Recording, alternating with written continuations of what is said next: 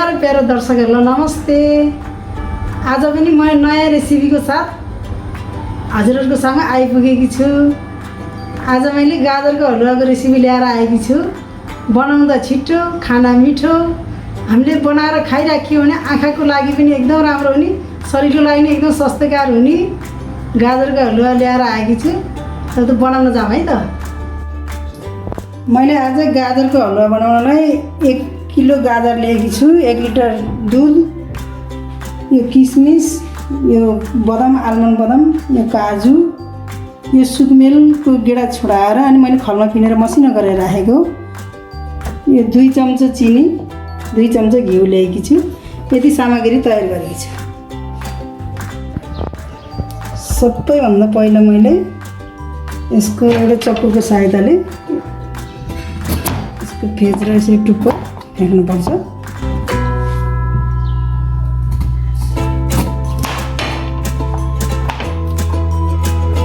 मैले सबै गाजरहरूको फेज र टुप्पो फालेँ। अब एउटा पिलरको सहायताले यो मैले अब छिल्कान्छु।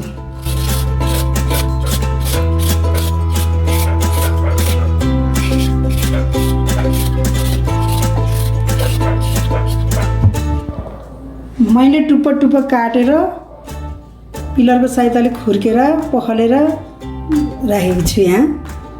मैले अब यो कोरेसम्म कोर्ने, यो ठुलो ठुलो होल लिनखेरि राम्रो हुँदैन। यो सानो होलमा मैले अब कोर्न लागेकी छु।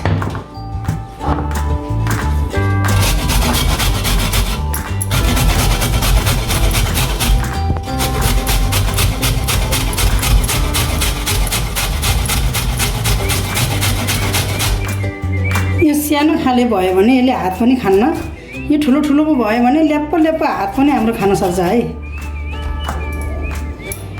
सानो कोरेसाले गरेपछि हामीले यत्रो सानो पनि कोर्न सक्छौँ। मैले पुरै कोरेँ। मैले मसिनोसँग कोरेर भ्याएँ मैले गाजर। मैले अब यसमा राख्न लाएँ है त।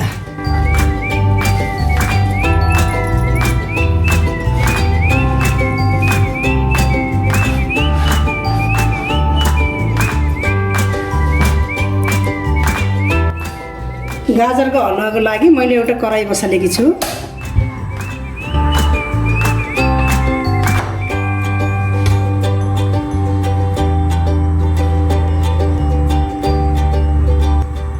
सुरुमा घिउ राख्न लाएँ।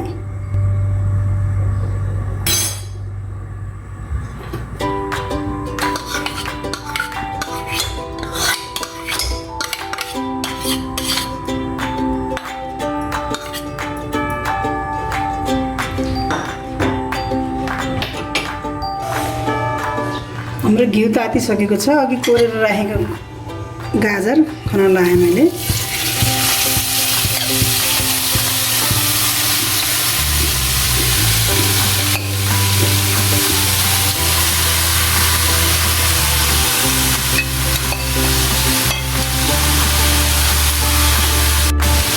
यसलाई मजाले फर्काइ फर्काइ चलाउनुपर्छ।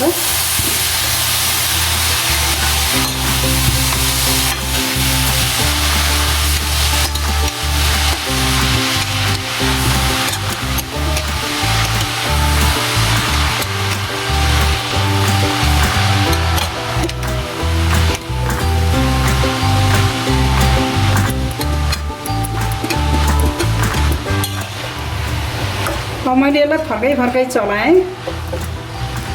अब यसलाई ढपक्क 2 मिनट जति हामीले ढोकेर राख्नुपर्छ। ढोकेर राखेपछि बिस्तारै यसबाट पानी निक्लेर यो पानी सुक्नुपर्छ। 2 मिनट जस्तो यसलाई छोपेर पकाएँ। अब यसलाई अलिअलि पानी निक्लेको छ, अलिअलि छोपेपछि पानी निक्लेछ अलिअलि।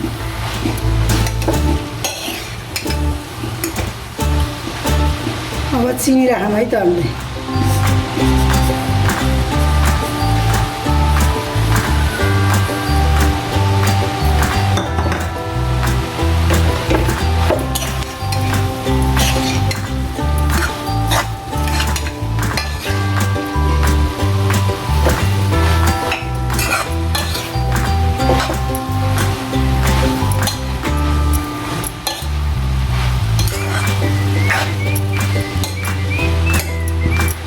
चिनी राखेपछि नि यसो एकैछिन ढाकेर पकाउँछु।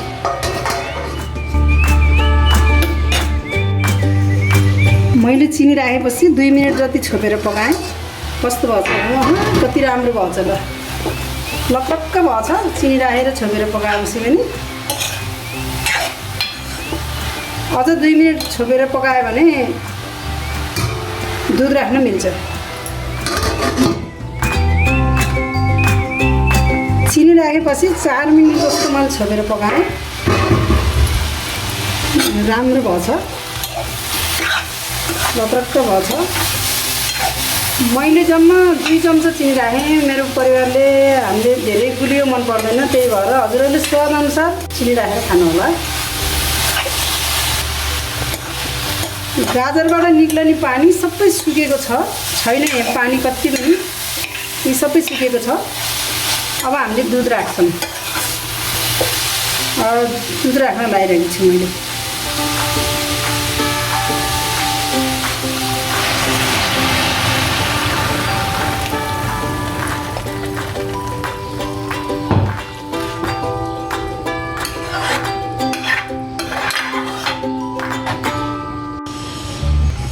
दुध राखेर मजाले चलाएर पकाउनु पर्छ। छोपेर पकायौँ भने हामीले उम्लिन सक्छ।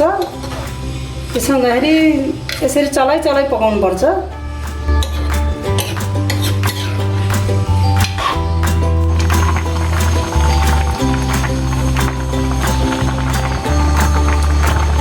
राम्रोसँग पाकेको छ, घटघटी पाकेको छ, उम्लिकन।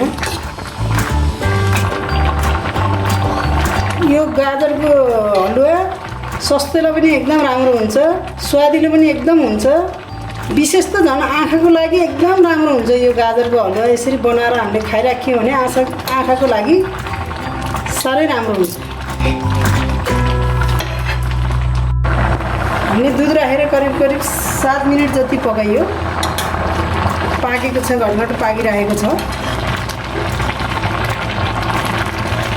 यो व्रत बस्दाखेरि खाँदाखेरि झन् राम्रो हुन्छ एकदम। व्रत बसेको बेलामा पनि यसरी गाजरको हलुवा पकाएर खान सकिन्छ। राम्रो हुन्छ व्रत बस्दा खाना नि, स्वास्थ्यको लागि राम्रो हुन्छ। व्रत बस्दाखेरि गाह्रो पनि हुँदैन यस्तो हलुवा दुधमा बनाएर हलुवा खाएपछि। दुध यदि माथिसम्म थियो, दुध घटेर यदिसम्म भएछ। अब 7-8 मिनट पकाएपछि हाम्रो गाजरको हलुवा तयार हुन्छ। अब यो दुधको मात्रा घटेको छ, अब यो उम्लेर जाँदैन। अब यो छोपेर पकाए नि हुन्छ।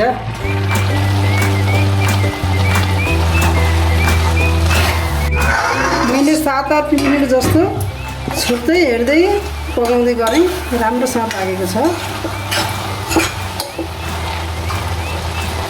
मैले अब सुकमेल राख्न लाएँ, सुकमेलको गेडाको दुलो।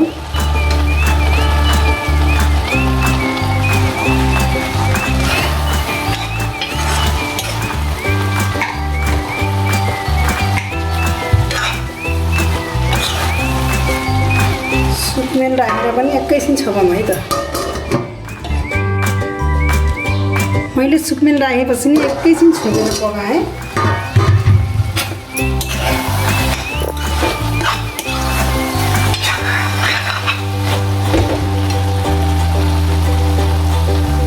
यो आलमन्ड बदाम,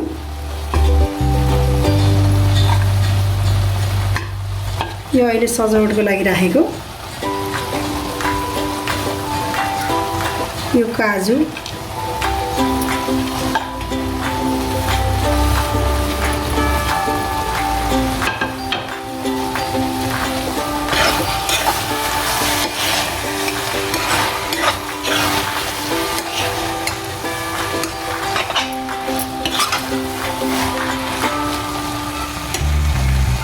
यो किसमिस,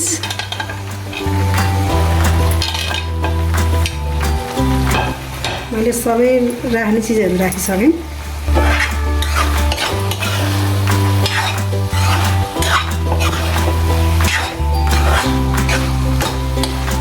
अब 2 मिनट जस्तो ढाकेर पकाएपछि तयार हुन्छ।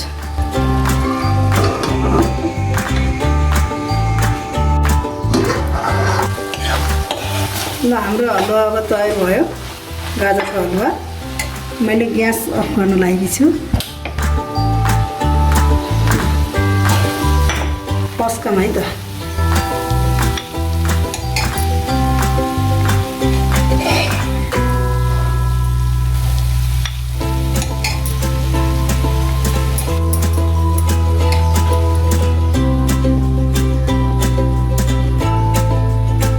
मैले सजावटको लागि अघि राखेको काजु र बदाम राखेकी छु मैले काजु बदाम राखेर सजाएर सर्भ गरेकी छु हजुरहरूले नि यसरी नै बनाएर खानु होला कस्तो बन्छ कमेन्टमा लेख्नु होला है